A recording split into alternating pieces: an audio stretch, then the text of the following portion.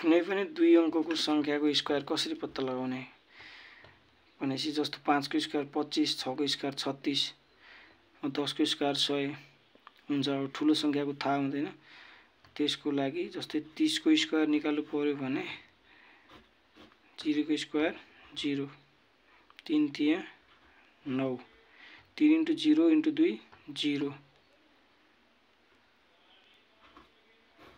900।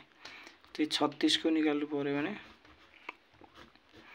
6 चक्का 36, 3 तिया 9, 6 तिया 18 दुना 36, यहाँ अगाडि 0 राख्ने, 6 3 6 9, 9 3 12 को 2 हात लाग्यो 1, 1200 छैन। त्यस्तै 75 को निकाल्नु पर्यो भने